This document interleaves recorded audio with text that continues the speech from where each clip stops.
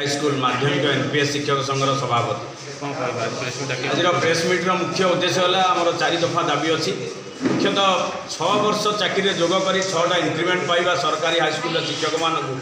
सरकार वंचित कर 2022 रूल अनुजाई 2013 पूर्व जो मैंने नियुक्ति पाई से बाद दिखाई गोटे सुविधा जो सुविधाटा कि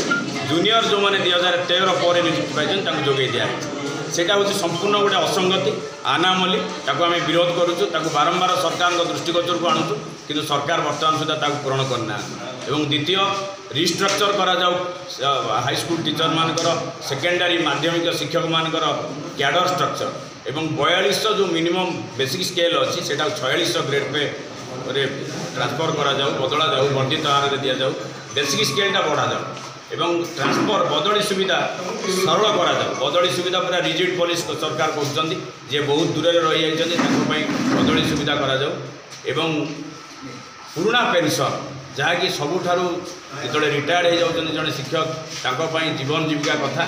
बचापी से गोटे राहा से पुराना पेंशन को छड़े नहीं जो यूपीएस सिस्टम कर यूपीएस को आम विरोध करुँ यूपीएस बदल में आमको ओपीएस प्रोवाइड करा जदि एटा सरकार यथासंभव मार्च 10 तारीख पूर्व आम सहित आलोचना कर तार बाट न बाहर करती सुविधा न जोगाती एवं ए दाबी पूरण कर आंतरिकता न देखाती आम बाध्य होकर आंदोलन करूँ जो मैट्रिक परीक्षा करुँ ये जो 2004 ରୁ 2013 पर्यंत शिक्षक समस्ते प्राय सुपरिटेडेंट अच्छा समस्ते प्राय नोडाल अफिसर अच्छा आम पूरा आम ड्यूटी की पूरा इंटीग्रिटी सिनसीयरिटी भाव में करूँ कि सरकार से आत्मानिकता रहा दरकार ये मैंने एक्चुअली मेन स्ट्रीम रहा उचित वरिष्ठ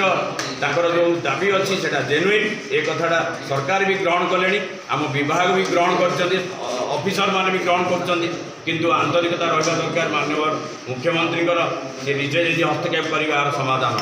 धन्यवाद।